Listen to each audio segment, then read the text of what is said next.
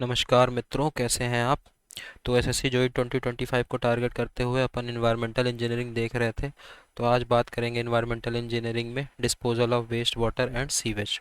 ठीक है।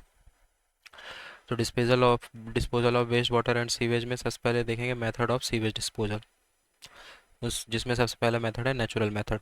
Natural method में क्या होता है? In natural method sewage that is dispose into river drain with no treatment और with initial treatment. Natural method में सीवेज रिवर ड्रेन में डिस्पोज कर दिया जाता है, या कि नो ट्रीटमेंट में, या कि हल्का फुल्का ट्रीटमेंट करके। ठीक है। इसके कुछ मेथड्स हैं। सबसे पहला है dilution method. This method is use for large cities. ये मेथड लार्ज सिटीज़ के लिए यूज़ किया जाता है। और इसको कैसे करते हैं? By disposal in river, disposal in sea, disposal in lake और पॉन्ड। रिवर में डिस्पोज करके इस मेथड को यूज़ करते हैं। रिवर में डिस्पोज कर दें, लेक या सी में डिस्पोज कर दें, और लेक या पॉन्ड में या किसी में डिस्पोज कर दें। ठीक है। अब कुछ स्टैंडर्ड है बीआईएस के सीवेज डिस्पोजल के लिए। ठीक है। वो देखते हैं। अगर पैरामीटर जैसे डिस्चार्ज है, डिस्चार्ज करेंगे domestic sewage into surface water source. ठीक है। इंडस्ट्रियल सीवेज सरफेस वाटर, और पब्लिक सीवर में बीओडी 5 कितना होना चाहिए? डोमेस्टिक सीवेज का 20 milligram per litre. Industrial sewage का अगर सरफेस वाटर में करते हैं 30 milligram per litre. Public sewer से जाएगा अगर 500 मिलीग्राम पर लीटर बीओडी है तो। पीएच डोमेस्टिक सीवेज की कोई पीएच नहीं दी गई है, और इंडस्ट्रियल सीवेज है तो पीएच होगी 5.5 to 9। ठीक है। सरफेस वाटर और पब्लिक सीवर दोनों के लिए। Suspended salt 30 milligram per litre domestic sewage के लिए, 100 मिलीग्राम पर लीटर अगर सरफेस वाटर पे है तो, और 600 मिलीग्राम पर लीटर अगर पब्लिक सीवर पे ले जाना है तो। ये हो गया सस्पेंडेड सॉलिड। ठीक है। फिर आता है डाइल्यूशन फैक्टर की value. Quantity of diluted water upon quantity of sewage. कितना डाइल्यूटेड वाटर है अपॉन कितना सीवेज है, ये हो जाएगा डाइल्यूशन फैक्टर। ठीक है। अब देखते हैं sewage treatment as per dilution factor. अगर डाइल्यूशन फैक्टर क्या था? Quantity of diluted water upon quantity of sewage. ठीक है। अगर डाइल्यूशन फैक्टर 500 या 500 से ज़्यादा होता है तो कोई सीवेज ट्रीटमेंट रिक्वायर्ड नहीं है। No treatment is required. Raw sewage को डायरेक्टली रिवर में डिस्पोज कर सकते हैं। ठीक है। अगर डाइल्यूशन फैक्टर ग्रेटर और इक्वल टू 500 है। अगर डाइल्यूशन फैक्टर 300 to 500 है तो sewage should be release into the river after plain sedimentation. ठीक है। सो दैट जो वॉल्यूम ऑफ सस्पेंडेड सॉलिड है वो 150 मिलीग्राम पर लीटर से ज़्यादा ना हो। ठीक है। तो अगर 300 से 500 है तो इसमें कोई ट्रीटमेंट रिक्वायर्ड नहीं होगा, इसमें प्लेन सेडिमेंटेशन करेंगे ताकि जो वॉल्यूम है सस्पेंडेड सॉलिड को 150 मिलीग्राम पर लीटर तक रिड्यूस हो जाए, 150 मिलीग्राम पर लीटर से एक्सीड ना करे। ठीक है। फिर आता है अगर डाइल्यूशन फैक्टर 150 to 300 है तो सीवेज को सेडिमेंटेशन और कंडेंसेशन करेंगे, सो दैट जो अमाउंट ऑफ सॉलिड सस्पेंडेड है एफ्लुएंट में वो 60 मिलीग्राम पर लीटर से ज़्यादा ना हो। Sewage should be sediment with condensation so that amount of solid suspended in the effluent does not exceed 60 ppm। 150 से 300 है तो क्या होगा? Sedimentation with condensation. ठीक है। So that 60 milligram per litre से एफ्लुएंट एक्सेस ना हो। आई थिंक ये सेडिमेंटेशन विथ कोगुलेशन होना चाहिए। अगर डाइल्यूशन फैक्टर 8 से 150 है, इसको अपन देखते हैं फिर। अगर डाइल्यूशन फैक्टर 8 से 150 है तो sewage should be treated extensively. Sewage को एक्सटेंसिवली ट्रीट करेंगे, और जो कंटेंट है सस्पेंडेड है सॉलिड्स का वो 30 मिलीग्राम पर लीटर से ज़्यादा नहीं होना चाहिए, और जो 5 दिन की बीओडी है वो 20 मिलीग्राम पर लीटर से ज़्यादा नहीं होना चाहिए। मतलब suspended solid should not be greater than 30 milligram per litre, और BOD should not be greater than 20 milligram per litre. ठीक है। ये कब? अगर डाइल्यूशन फैक्टर 8 से 150 के बीच में है तब। ठीक है। सीवेज को एक्सटेंसिवली ट्रीट करेंगे, और जो सस्पेंडेड सॉलिड है वो 30 मिलीग्राम पर लीटर से ज़्यादा नहीं होनी चाहिए, और बीओडी जो है वो 20 मिलीग्राम पर लीटर से ज़्यादा नहीं होनी चाहिए अगर डाइल्यूशन फैक्टर 8 से 150 के बीच में है। ठीक है। डाइल्यूशन फैक्टर अगर 150 से 300 के बीच है तो 60 मिलीग्राम पर लीटर से ज़्यादा नहीं होनी चाहिए सस्पेंडेड सॉलिड्स। ठीक है। एफ्लुएंट्स में 300 से 500 है तो 150 मिलीग्राम पर लीटर से ज़्यादा नहीं होना चाहिए। अगर 500 से ज़्यादा डाइल्यूशन फैक्टर है तो कोई ट्रीटमेंट की ज़रूरत नहीं है। अगर डाइल्यूशन फैक्टर 8 से कम है तो सीवेज को कम्प्लीटली ट्रीट करेंगे डिस्चार्ज करने से पहले। Sewage should be completely treated before it discharge into water अगर डाइल्यूशन फैक्टर लेस देन 8 है। ठीक है। अब जोन ऑफ पॉल्यूशन देख लेते हैं रिवर स्ट्रीम में। 5 तरह के जोन में बांटा गया है। जोन एक क्या है, क्लियर वाटर जोन, फिर जोन ऑफ डिग्रेडेशन, फिर zone of active decomposition, zone of recovery, फिर जोन ऑफ क्लियर वाटर। ठीक है, ये है zone of pollution of river. सबसे पहले है, पहला जोन है जोन 1, जिसको जोन ए भी बोलते हैं, जोन ऑफ क्लियर वाटर। फिर है जोन ऑफ डिग्रेडेशन, यहाँ पे डिग्रेडेशन स्टार्ट होता है, जोन बी। फिर आता है zone of active decomposition, zone C. फिर यहाँ पे रिकवरी वाला जोन, जोन ऑफ रिकवरी। फिर जोन ऑफ क्लियर वाटर, फिर से zone of clear water, zone E. ठीक है, तो ये है zone of pollution in river stream. अब देखते हैं जोन ऑफ क्लियर वाटर, मतलब जोन 1 एंड जोन 5। इसमें क्या है, dissolve oxygen rise up to saturation value. इसमें जो डिजॉल्व ऑक्सीजन होता है अप टू सैचुरेशन वैल्यू होती है, जो डिजॉल्व सैचुरेशन की, वहाँ तक होती है डिजॉल्व ऑक्सीजन। ठीक है, और इसमें फिशेस प्रेजेंट रहती हैं। जोन ऑफ डिग्रेडेशन क्या है, इसमें डिजॉल्व ऑक्सीजन फॉल कर जाती है due to decomposition of organic matter. In this zone water becomes dark and turbid हो जाता है। फिश प्रेजेंट रहती है, लेकिन एल्गी भी, लेकिन एल्गी जो है इसमें एब्सेंट रहती है। ठीक है, डिजॉल्व ऑक्सीजन इसमें फॉल हो जाती है due to decomposition of organic matter. इसका वाटर डार्क और टर्बिड होता है, फिश प्रेजेंट रहती हैं, लेकिन एल्गी एब्सेंट रहती हैं। ठीक है, इस जोन में डिजॉल्व ऑक्सीजन 40% तक रिड्यूस हो जाता है अपने सेचुरेशन वैल्यू के। Dissolve oxygen is equal to 40% of saturation value तक रिड्यूस होता है, reduce up to 40% of saturation value. फिर आता है जोन ऑफ एक्टिव डिकम्पोजिशन, मतलब जोन 3। इस जोन में हैवी पॉल्यूशन होता है। In this zone exist heavy pollution, water बहुत ही डार्क और टर्बिड हो जाता है। डिजॉल्व ऑक्सीजन इसमें 0 तक पहुंच जाता है, और क्रिटिकल ऑक्सीजन डेफिसिट देखने को मिलता है यहाँ पे। फिश और एल्गी दोनों एब्सेंट रहते हैं इसमें, फिश एंड एल्गी दोनों एब्सेंट रहते हैं। ठीक है, fish and algae absent in this zone. इस जोन में गैसेस जैसे H2S, CH4 और CO2 जनरेट होती हैं। H2S, CH4, CO2 gas generate होती है इस जोन में। फिर जोन ऑफ रिकवरी, यहाँ पे जो लेवल है डिजॉल्व ऑक्सीजन का, वो धीरे धीरे बढ़ना चालू होता है और अपनी सेचुरेटेड वैल्यू तक पहुँचने की कोशिश करता है। ठीक है, यहाँ पे फिश और एल्गी फिर से रीअपियर हो जाती हैं। नाइट्रेट, सल्फेट और फॉस्फेट फिर से इसमें अपीयर होने लगते हैं। Nitrate, sulphate and phosphate start appearing in this zone. ठीक है, डिजॉल्व कंटेंट जो है up to 40% of saturation value तक राइज होने लगता है। अब देखते हैं disposal of sewage over land. ठीक है, और फिर जोन ऑफ क्लियर वाटर, जो पांचवा जोन है, वहाँ पे फिर से वही कंडीशन आ जाएगी जो जोन ऑफ क्लियर वाटर में अपन ने पढ़ के आया। ठीक है, अब बात करते हैं disposal of sewage over land. Disposal of sewage effluent on land can be done either by effluent irrigation और सीवेज फार्मिंग। सीवेज को लैंड पे डिस्पोज करेंगे दो तरीके से, या कि एफ्लुएंट इरिगेशन की मदद से, या कि सीवेज फार्मिंग की मदद से। ठीक है, the allowable disposal rate of application of sludge on land is determined by nitrogen content of sludge. जो अलाउबल डिस्पोजल रेट है स्लज का लैंड में, वो डिटरमाइन करेंगे नाइट्रोजन कंटेंट ऑफ स्लज से, कि स्लज में कितना नाइट्रोजन कंटेंट है।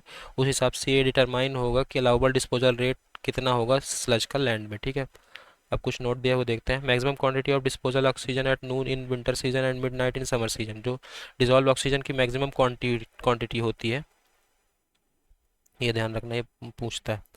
ठीक है, वो विंटर सीजन में दोपहर में होती है, नून, और मिडनाइट समर सीजन में मिडनाइट में होती है, समर में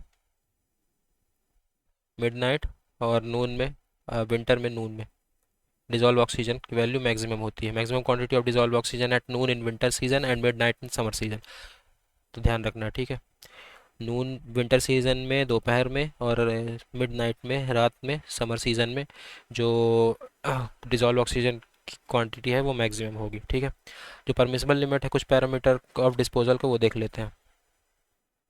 अगर डिस्पोज करना है, जो सीवेज डिस्पोज करना है रिवर में, तो उसकी जो सीवेज की बीओडी होगी वो 20 मिलीग्राम पर लीटर से ज़्यादा नहीं होनी चाहिए। अगर सी में डिस्पोज करना है तो बीओडी 100 मिलीग्राम पर लीटर से ज़्यादा नहीं होनी चाहिए। लैंड में डिस्पोज करना है तो बीओडी 500 मिलीग्राम पर लीटर से ज़्यादा नहीं होनी चाहिए। सीओडी की बात करें तो 250 मिलीग्राम पर लीटर से ज़्यादा नहीं होनी चाहिए। अगर रिवर में डिस्पोज करना है, सी में डिस्पोज करना है, तो 250 मिलीग्राम पर लीटर से ज़्यादा नहीं होनी चाहिए। ठीक है, पीएच की बात करें तो रिवर में डिस्पोज करना है तो 5.5 से 9 के बीच होना चाहिए पीएच। अगर 2.5 से 9 के बीच पीएच है तो सी में डिस्पोज करना है तो 2.5 से 9 के बीच होना चाहिए।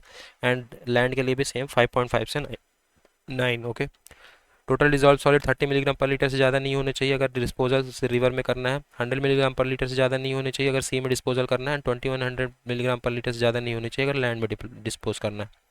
ठीक है। ऑयल ग्रीस नहीं होना चाहिए अगर रिवर में डिस्पोज करना है, ऑयल ग्रीस की क्वांटिटी 20 मिलीग्राम पर लीटर होनी चाहिए अगर 20 मिलीग्राम पर लीटर से ज़्यादा नहीं होना चाहिए अगर सी में डिस्पोज करना है, और 30 मिलीग्राम पर लीटर से ज़्यादा नहीं होना चाहिए अगर लैंड में डिस्पोज करना है।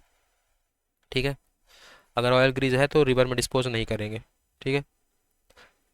ऐसे अगर केमिकल ऑक्सीजन डिमांड है तो लैंड में डिस्पोज नहीं करेंगे। ओके। अब कुछ की पॉइंट्स हैं वो देख लेते हैं। पायरोलिसिस प्रोसेस जो है वो एक एंडोथर्मिक प्रोसेस है। The pyrolysis process is endothermic process.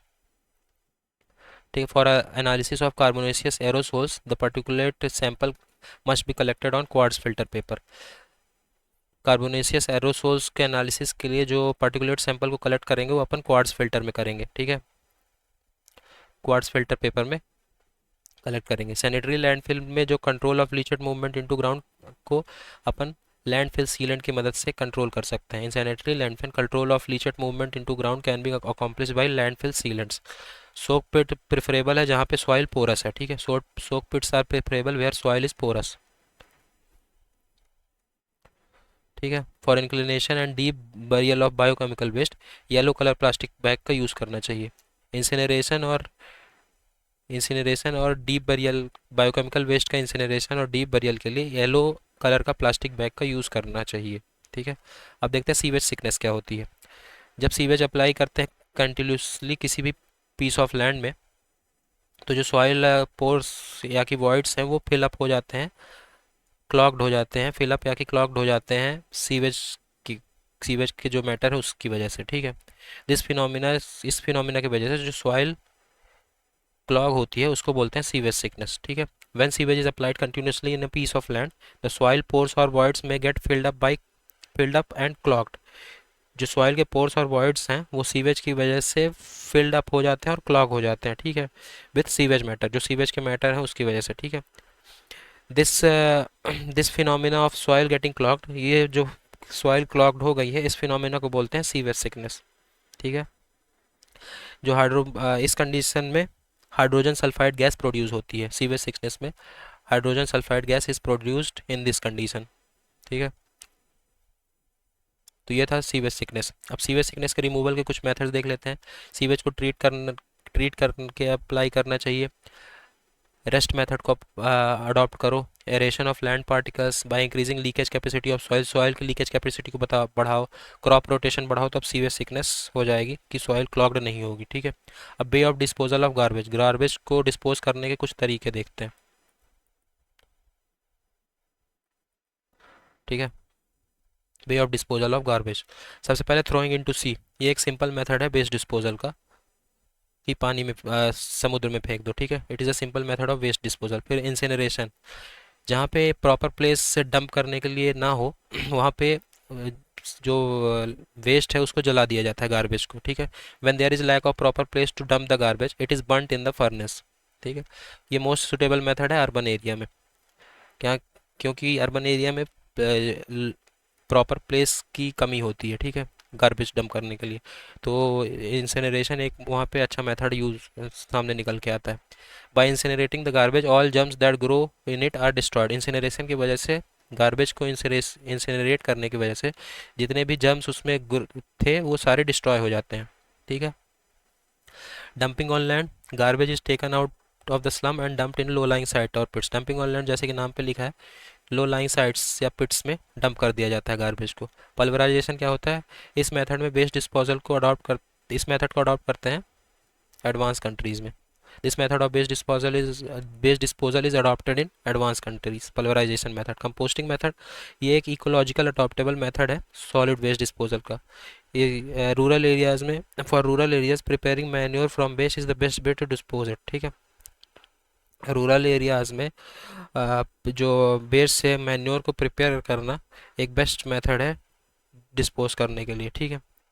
फिर आता है burning, it is adopted for rural areas. Burning को अडॉप्ट किया जाता है रूरल एरियाज में। ठीक है।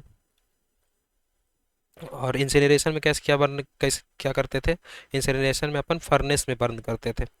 ठीक है। और बर्निंग के जो है वो रूरल एरियाज के लिए रूरल एरियाज़ में जनरली अडॉप्ट किया जाता है। ठीक है। फिर आता है feeding to hogs. This method is quite popular in western countries and America.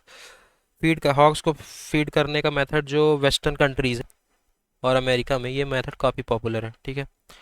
और अपन जैसे पल्वराइजेशन देखे थे, पल्वराइजेशन एडवांस कंट्रीज़ में सबसे ज़्यादा यूज़ किया जाता है। पल्वराइजेशन का क्या मतलब, जो गार्बेज है उसको क्रश कर दो एकदम फाइन पाउडर फॉर्म में। ठीक है, crushing garbage into fine powder form. ठीक है। और जो कंपोस्टिंग है उसको इकोलॉजिकल, और ये एक कंपोस्टिंग जो है वो एक इकोलॉजिकल मेथड है सॉलिड वेस्ट वाटर डिस्पोजल के लिए। ठीक है। मतलब कंपोस्टिंग मतलब कि जो गार्बेज है, जो वेस्ट है, उसको जो मैन्योर के फॉर्म पे कन्वर्ट कर देना, मतलब खाद के फॉर्म पे कन्वर्ट कर देना। ठीक है। तो उसको बोलते हैं जिसको अपन फार्मिंग में भी यूज़ कर सकते हैं। ठीक है। तो इस मेथड को बोलते हैं कंपोस्टिंग, ये एक इकोलॉजिकल अडॉप्टेबल मेथड है। ठीक है। टू डिस्पोज गार्बेज, मतलब कंपोस्ट करके खाद के फॉर्म में कन्वर्ट करके अपन फार्मिंग में भी यूज़ कर सकते हैं वेस्ट प्रोडक्ट्स को। ठीक है। और हॉक को फीड करने का मेथड वेस्टर्न कंट्रीज जैसे कि अमेरिका वगैरह में काफ़ी फेमस है। ठीक है, कि हॉग्स को फीड कर दो। अब देखते हैं disposal of human excreta from unsewered area. Human excreta का डिस्पोजल अनसीवर्ड एरिया में कैसे किया जाए। सबसे पहले एक्यो प्रीवी, ये एक मोस्ट यूजफुल मेथड है डिस्पोजल ऑफ नाइट सॉइल के लिए without the help of water carrier system. ठीक है। बिना वाटर बिना वाटर कैरियर सिस्टम के मदद से नाइट सॉइल का डिस्पोजल करने के लिए एक बहुत ही यूजफुल मेथड है। कौन सा मेथड? एक्वा प्रीवी। ठीक है। वेयर सीवर सिस्टम और septic tanks can not be build, its construction remain satisfactory and suitable. Aqua Privi का कंस्ट्रक्शन जहाँ पे सीवर सिस्टम और सेप्टिक टैंक्स नहीं बनाए जा सकते, वहाँ एक्वा प्रीवी का कंस्ट्रक्शन बहुत ही सेटिस्फैक्ट्री और सुटेबल होता है। इसकी जो कैपेसिटी होती है 0.28 से 0.56 मीटर क्यूब पर सेकंड तक होती है। ठीक है। ये मोस्ट यूजफुल होता है disposal of night soil without the help of water carrier system. ठीक है। इसका डायग्राम अपन देख लेंगे इंटरनेट पे। और पुराने ज़माने में यही चीज़ यूज़ किया जाता था, मतलब इसमें जो वेस्ट है वो डायरेक्ट डंप किया जाता है बिना वाटर कैरियर सिस्टम पे। ठीक। ह्यूमन एक्सक्रीटा जो है वो डायरेक्ट डंप किया जाता है बिना वाटर कैरेज के सिस्टम के एक टैंक में, जिसको एक्वा प्रीव्यू बोलते हैं। ठीक है। इसकी जो कैपेसिटी 0.28 से 0.56 मीटर क्यूब पर सेकंड है। जहाँ पे सीवर सिस्टम सेप्टिक टैंक नहीं होते वहाँ काफ़ी यूज़फुल होता है ये। ठीक है।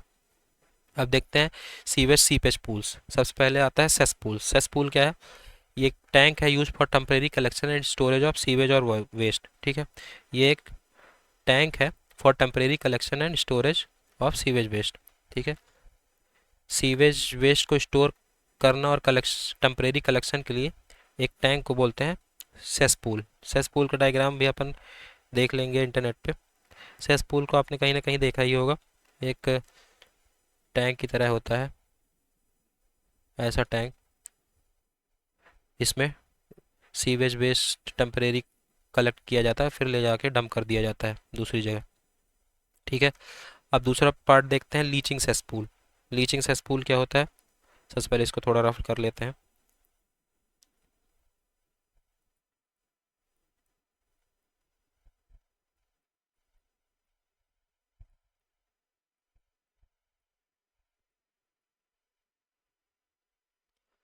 लीचिंग सेसपूल क्या है? This pool serve as both sewage pool and septic tank. It is more useful in such places where the ground water level is very low.